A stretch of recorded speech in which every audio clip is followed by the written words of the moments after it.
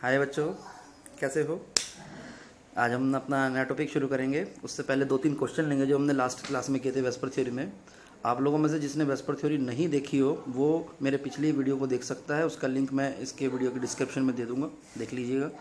VSEPR theory बहुत बहुत important theory है, इससे रिलेटेड क्वेश्चन एग्जाम में ज़रूर आएगा, इसलिए आप क्वेश्चंस को अच्छी तरह से कीजिए। स्पेशली शेप्स का बहुत बहुत अच्छे से ध्यान रखना है आपने। आज मैं डिस्कस कर रहा हूँ first question, why the shape of the SO2 is bend and the bond angle is slightly less than 120 degree. ये जो हम शेप बनाते हैं SO2 की, एक तो बेंड क्यों बनाते हैं और बॉन्ड एंगल जो होता है 120 डिग्री से लेस क्यों होता है। थियोरेटिकली देखा जाए तो शेप जो होनी चाहिए SO2 की, that should be the trigonal planar, but actually it is bent shape होती है due to the presence of the one lone pair and 2 bond pair. तो लोन पेयर होने की वजह से यहाँ lone pair bond pair repulsion रहता है, और आपको वेस्पर थ्योरी में मैंने बताया था lone pair bond pair repulsion is much more as compare to the bond pair repulsion, इसलिए थोड़ा सा एंगल 119.5 डिग्री तक आ जाता है from the 120, that's why bond angle decreases. Similarly, the next question is why the shape of the NH3 is pyramidal and the bond angle is less than tetrahedral angle, that is 109.5 degree. अब यही same case यहाँ पर भी है। NH3 के case में एक lone pair है और 3 बॉन्ड पेयर्स हैं। एक लोन पेयर होने की वजह से यहाँ पर यदि ये लोन पेयर ना होता तो शेप हो जाती tetrahedral, but due to the presence of this lone pair यहाँ पर एक रिपल्शन क्रिएट हो गया which is known as lone pair bond pair repulsion, and we know that which is greater than bond pair repulsion. Therefore the bond angle is reduced to the 107 degree from the 109.5 degree. ये word यहाँ पर mistake होगी, airport वगैरह कुछ नहीं है, ये ठीक कर लीजिएगा वर्ड, देयरफॉर है। Next question is why the shape of the H2O is bent. H2O की जो शेप होती है वो बेंट क्यों होती है, and the bond angle is slightly less than that the tetrahedral angle. ये भी इसी तरह का क्वेश्चन है कि इसकी शेप बेंट क्यों होती है, और बेंट होने की वजह से बाद भी ये आपका लेस देन टेट्राहेड्रल क्यों है। सेम रीज़न है, इसमें आपकी बार बस 2 बॉन्ड पेयर हैं, 2 लोन पेयर हैं, और लोन पेयर यहाँ पर रिपल्शन होगा। 2 बॉन्ड पेयर लोन पेयर ना होते और उनकी जगह 2 बॉन्ड पेयर्स होते तो वहाँ पे शेप टेट्राहेड्रल ही होती, लेकिन ऐसा नहीं है। But 2 lone pairs are there, that's why lone pair repulsion will be there which is more than that the bond pair lone pair repulsion which is more than the bond pair repulsion, इसलिए bond angle भी आपका थोड़ा कम हो जाता है, 104.5 degree तक आ जाता है। थोड़ा क्या, काफ़ी बोलिए कम, इसको 5 डिग्री के करीब है, तो 5 डिग्री एंगल काफ़ी कम हो गया। Next is in SF4 lone pair is present at the equatorial position not at the axial position. भाई कि अब जो SF4 होता है जनरली आपको ध्यान, उसकी शेप मैंने आपको पहले भी बताई थी, ये SF4 की शेप होती है S, इस तरह से 2 F बनते हैं, सीसो शेप होती है इसकी। वो ये कहना चाह रहा है कि जो लोन पेयर है वो आपका इक्वेटोरियल पोजीशन पे क्यों है। ये हमने लोन पेयर ड्रॉ किया था, तो ये क्वेश्चन है कि लोन पेयर इक्वेटोरियल पोजीशन पे क्यों है, एक्सियल पोजीशन पे क्यों नहीं है। एक्सियल में आपको बता दूं ऊपर नीचे वाली पोजीशन है, तो हमने सबसे पहले वही दिखाया। यदि ये यहाँ पर प्रेजेंट होता है तो इस केस में कितने कितने रिपल्शंस होंगे। जैसे इस केस में देखिए सीसो शेप है, सीसो शेप होती है बस इसकी सही, फिलहाल ये सीसो नहीं है। The lone in first case, A case, the lone pair is present at the axial position, so there are 3 lone pair bond pair repulsions at 90 degree. तो 3 लोन पेयर जो परपेंडिकुलर है ना, इससे 3 लोन पेयर रिपल्शन होंगे, एक 90 degree का होगा, एक ये वाला 90 का होगा, और ये तीसरे वाला भी 90 का होगा। तो तीनों 90 पे है, जितना कम डिस्टेंस पे होंगे उतना ही वो कम ज़्यादा रिपल्शन करेंगे। दूसरे केस में यदि हम बात करें तो दूसरे केस में जो आपका लोन पेयर है वो 120 के एंगल पर है। जैसे यहाँ पर देख लीजिए आप, इसको मैं यहीं से दिखा देता हूँ आपको। जैसे ये लोन पेयर है, यहाँ पर ये लोन पेयर के हिसाब से बात करें तो ये 120 के एंगल्स हैं, 2 रिपल्शंस 120 पे हैं, 2 रिपल्शंस 90 डिग्री पे भी हैं। ये ऊपर की तरफ ये भी और ये भी, तो 90 वाले रिपल्शन वैसे भी ज़्यादा होते हैं, लेकिन यहाँ 2 रिपल्शन है। फर्स्ट केस में 3 रिपल्शन थे, और यहाँ 2 120 के रिपल्शन है 120 के एंगल पर, तो वो रिपल्शन पहले से भी कम होते हैं। इसलिए जो लोन पेयर होता है उसको हमने इक्वेटोरियल पोजीशन पे रखा है, ना कि एक्सियल पोजीशन पे। ये इसका हमने पूरा दिखा भी दिया डायग्राम। इसी तरह का क्वेश्चन है कि जो ClF3 होता है उसमें 2 लोन पेयर्स होते हैं, वो इक्वेटोरियल पोजीशन पे क्यों हैं और वो एक्सियल पे क्यों नहीं है। आंसर सेम है, यदि वो हम उसको इक्वेटोरियल पोजीशन पे रखते हैं तो यहाँ पर जो रिपल्शन होगा इन दोनों लोन पेयर्स के बीच में ये रिपल्शन 120 डिग्री का होगा, इवन दो ये जो रिपल्शन है ये भी 120 के एंगल पे होंगे। जितने ज़्यादा डिस्टेंस पे रिपल्शन होता है उतना ज़्यादा वहाँ पर रिपल्शन कम होता है। एंगल ज़्यादा होने से रिपल्शन कम हो जाता है, आप ये कह सकते हैं डिस्टेंस कम हो जाती है। और हमें पता है कि लोन पे रिपल्शन मच हाइयर होता है then the lone pair bond pair repulsion. ये वेस्पर थ्योरी का पॉइंट बार बार काम आएगा, इसको अच्छे से समझना है सबने, याद भी बहुत अच्छे से कीजिएगा। एक और क्वेश्चन हमने इसी से रिलेटेड अटैच किया है इसमें, why in PCl5 the axial bonds are longer than the equatorial bonds. आपको फिर मैं दोबारा से ध्यान दिला दूं, जो PCl5 की जो शेप बनाते हैं हम, PCl5 में ये जो प्लेन के अंदर बनाते हैं इनको बोलते हैं इक्वेटोरियल बॉन्ड्स, और जो परपेंडिकुलर बनाते हैं एक ऊपर एक नीचे की तरफ इनको बोलते हैं एक्सियल बॉन्ड्स। तो वो यही क्वेश्चन पूछ रहा है आपसे कि जो एक्सियल बॉन्ड्स है वो वाले लेंदी क्यों हो जाते हैं। Answer is because axial bond pair suffer more repulsion and therefore to minimize the repulsion bond length of axial bonds increases. Repulsion ज़्यादा था, उस रिपल्शन को कम करने के लिए बॉन्ड लेंथ इंक्रीज हो जाती है। Next is very important theory, valence bond theory. इसको शॉर्ट में हम VBT से रिप्रेजेंट करते हैं। इसके दो अप्रोचेज हैं हमारे सिलेबस में, या दो कॉन्सेप्ट्स हैं। नंबर 1 है आपका energy consideration concept and second होगा आपका ऑर्बिटल ओवरलैपिंग कॉन्सेप्ट। बाद में डिस्कस करेंगे उसको।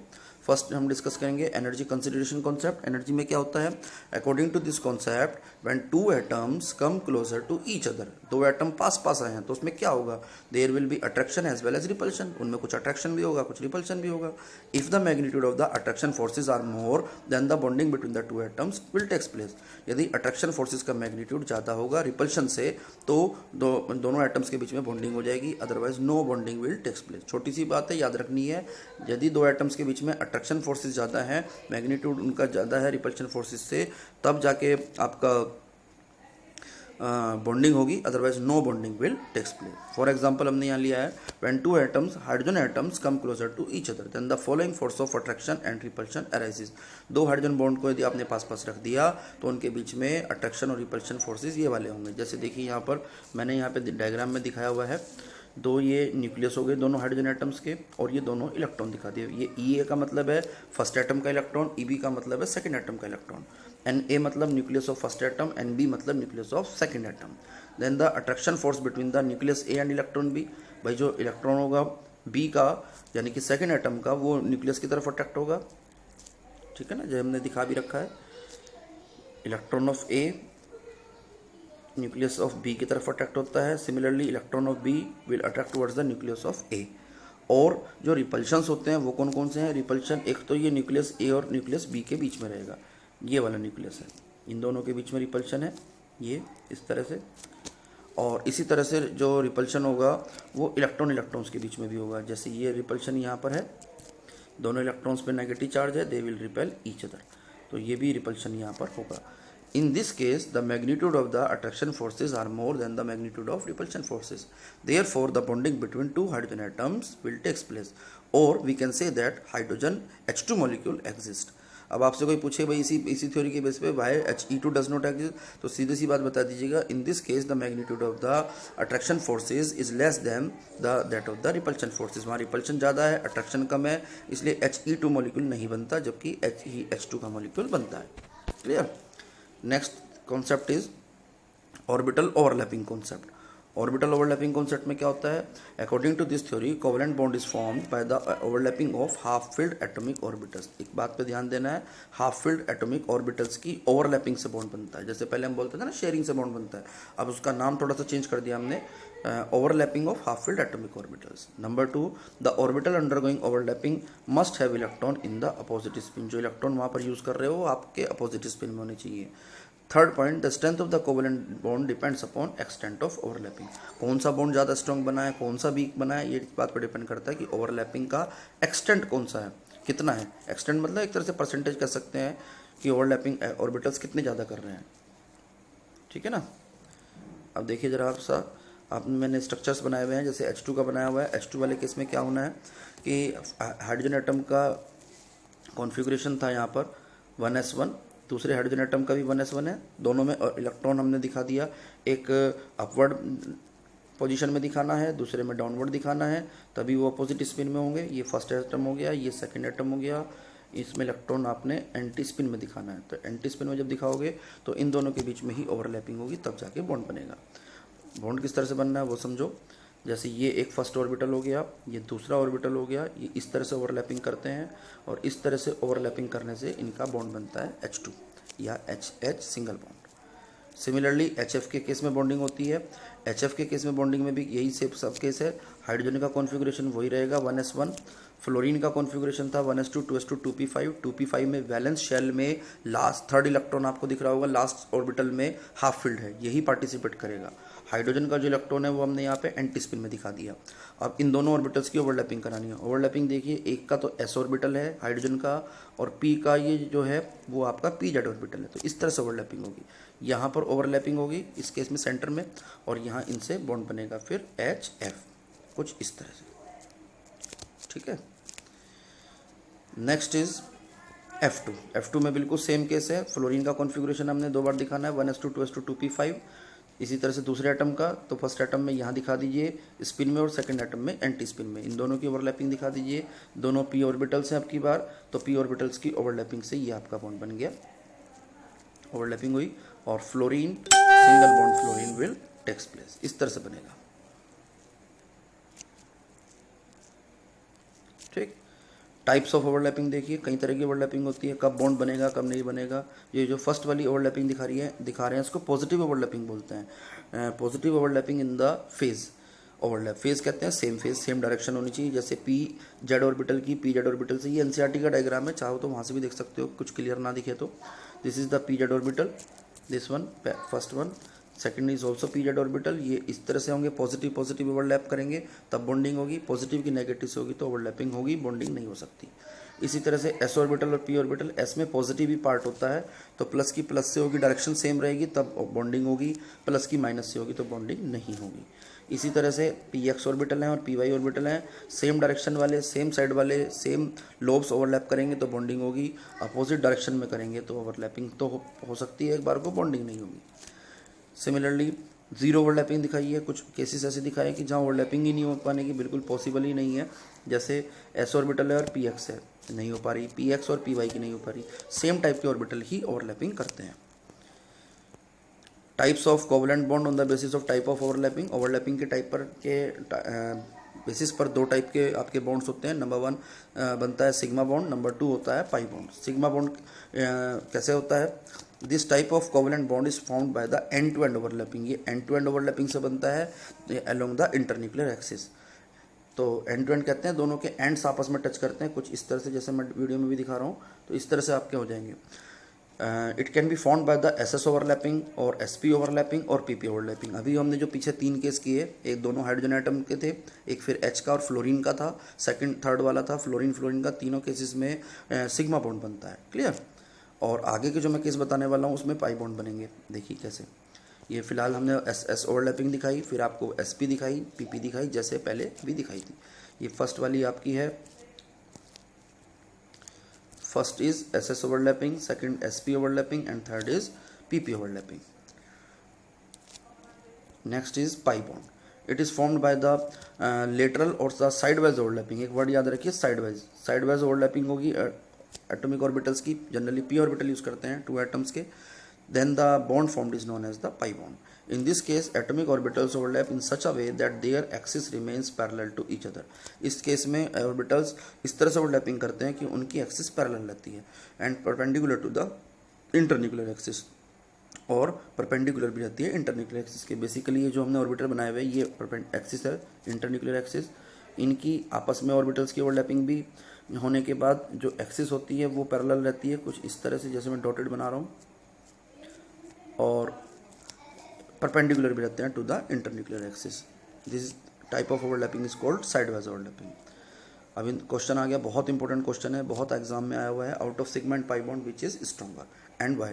Sigma bond is stronger bond because in sigma bond the extent of overlapping is large. जो सिग्मा बॉन्ड होता है उसमें आपने ध्यान दिया हुआ भी, ओवरलैपिंग जो होती है लार्ज होती है, जितनी ज़्यादा लार्ज ओवरलैपिंग होगी उतना ज़्यादा बॉन्ड स्ट्रॉन्ग बनता है।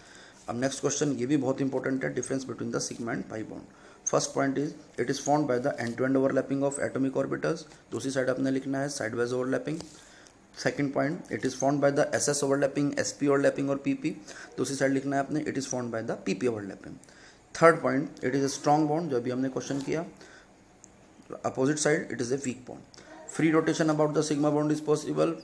Fourth point, opposite side pi bond side, free rotation about the pi bond is not possible. Actually क्या होता है, जो अपने सिग्मा बॉन्ड में ऑर्बिटल की ओवरलैपिंग की है कुछ इस तरह से, जैसे मैं डायग्राम में दिखा रहा हूँ, इसको रोटेट करेंगे एक ऑर्बिटल को तो रोटेट हो जाएगा, बॉन्ड पे फर्क नहीं पड़ता। दूसरे को रोटेट करना चाहेंगे तो दूसरे को रोटेट कर सकते हैं। लेकिन यदि हम बात करें पाई बॉन्ड में कुछ ओवरलैपिंग ऐसे है, जैसे ऑर्बिटल्स में दिखा रहा हूँ आपको, यदि मैंने एक को रोटेट किया तो पाई बॉन्ड ही ब्रेक हो जाता है, ओवरलैपिंग इस तरह से हो जाएगी जो नहीं पॉसिबल है।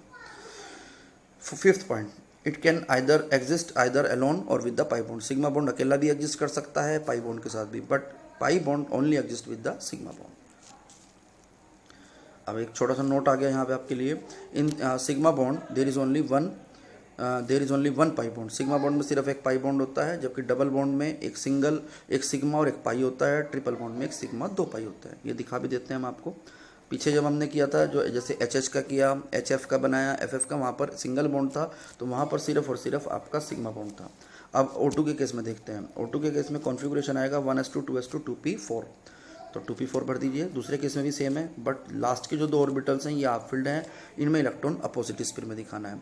तो ओवरलैपिंग इस तरह से दिखा दीजिए, जैसे मैं दिखा रहा हूँ आपको डायग्राम में। एक तो ऑर्बिटल ये हो गया, एक ऑर्बिटल आपका ये हो गया, ये हो गई एंड टू एंड ओवरलैपिंग, इनसे बनेगा सिग्मा बॉन्ड। ये आपका सपोज py ऑर्बिटल है, px हम यहाँ नहीं शो कर रहे हैं बिकॉज py ऑर्बिटल और pz ऑर्बिटल की ही ओवरलैपिंग होनी है। ये साइडवाइज ओवरलैपिंग हो गई, और ये सेंटर में जो हमने दिखाई हुई है ये एंड टू एंड ओवरलैपिंग होगी। इनसे बना है सिग्मा बॉन्ड, और पाई बॉन्ड बनता है ऊपर वाले ऑर्बिटल्स की साइड या साइडवाइज ओवरलैपिंग से। तो एक डबल बॉन्ड जो बना है उसमें आप ध्यान दीजिए, इधर ये हमने बनाया हुआ है, इधर ये आपका जो बना हुआ है राइट साइड में, फाइनली ये O डबल बॉन्ड O है, O डबल बॉन्ड O के, ये जो O डबल बॉन्ड O बनाया है फाइनली हमने, इस O डबल बॉन्ड O में एक सिग्मा बॉन्ड है और एक पाई बॉन्ड है। इस सिग्मा और पाई के अंदर दोनों तरह के बॉन्ड्स आ जाते हैं, एक आपका सिग्मा हो गया, एक पाई बॉन्ड डबल बॉन्ड के अंदर। इसी तरह से अब हम ट्रिपल बॉन्ड देखेंगे, बिल्कुल सेम केस है, नाइट्रोजन का एग्जाम्पल है। यहाँ पर भी कॉन्फ़िगरेशन लिखना है आपको सबसे पहले 1s2 2s2 2p3। दूसरे केस में भी यहाँ पर 2p3 के ये और ये ऑर्बिटल्स की जो ऑर्बिटल्स हैं, इलेक्ट्रॉन्स हैं, they should be in the opposite spin. अब ऑर्बिटल की ओवरलैपिंग दिखा दीजिए तीनों बना के। तो इसमें एन ट्रिपल बॉन्ड एन में बीच में जो सेंटर में दिख रहा है आपको, ये सेंटर वाला बॉन्ड जो है ये सिग्मा बॉन्ड है, ये दिखा सकते हैं डायग्राम में, और ऊपर नीचे वाले पाई बॉन्ड है, ये भी और ये भी। यहाँ देखिए बीच में सेंटर में ये मैं दिखा रहा हूँ, ये सिग्मा है, और जो साइडवाइज ओवरलैपिंग हो रही है ऊपर नीचे, इनसे पाई बॉन्ड बन रहा है। अब इसी तरह के क्वेश्चन आ सकते हैं, simple questions. How many sigma and pi bonds are there in the following compounds. ये कुछ कंपाउंड्स लिखे हुए हैं, जैसे CH2 डबल बॉन्ड CH2 या C2H4। सबसे पहले काम आपको क्या करना है, इसका स्ट्रक्चर बनाना है, कंप्लीट स्ट्रक्चर। तो जितने सिंगल बॉन्ड दिखे उतने सिग्मा काउंट कर लो, जितने डबल दिखे उसमें एक सिग्मा और एक पाई काउंट कर लो। जैसे आपका ये हो गया, ये एक सिग्मा हो गया, दूसरा सिग्मा ये हो गया, third sigma, fourth sigma and fifth sigma, तो 5 सिग्मा और 1 पाई हो गया। इसी तरह से दूसरे केस में बात करें, C2H2 है या CH ट्रिपल बॉन्ड CH, एक सिग्मा ये हो गया, दूसरा सिग्मा ये, ट्रिपल में भी एक सिग्मा है, टोटल 3 सिग्मा हो गए, और 2 हो गए यहाँ पर पाई। बहुत सिंपल सा टॉपिक है, इसको कीजिएगा। इसी तरह से नेक्स्ट क्वेश्चन मैंने प्रोपीन का दे दिया, तो प्रोपीन में भी आप पहले स्ट्रक्चर बना लीजिए। तो सिग्मा काउंट करो, 1 2 3 4, उसके बाद ये सेंटर में 5 और ये 6, तो 6 सिग्मा हो गए, ट्रिपल बॉन्ड है तो 2 पाई हो गए। CH3 CH2 को दिखाना था तो बिल्कुल सेम मेथड से दिखा दीजिए, 3 सिग्मा बॉन्ड हो गए, एक सिग्मा बॉन्ड इधर हो गया, 4, 3 तो ये हो गए, 1 2 3 4 5, और डबल बॉन्ड में एक सिग्मा और एक पाई, तो 6 सिग्मा 1 पाई। इसी तरह से मैंने कुछ होमवर्क में क्वेश्चन दिए हैं, आज इनको कीजिएगा। इनमें कोई प्रॉब्लम हो तो मुझसे पूछ लीजिएगा। नोट्स में यही सब कुछ नोट करना है आपको, अच्छे से इन्हीं को पढ़ना है, यही सब कुछ थ्योरी है। Thank you and have a good day.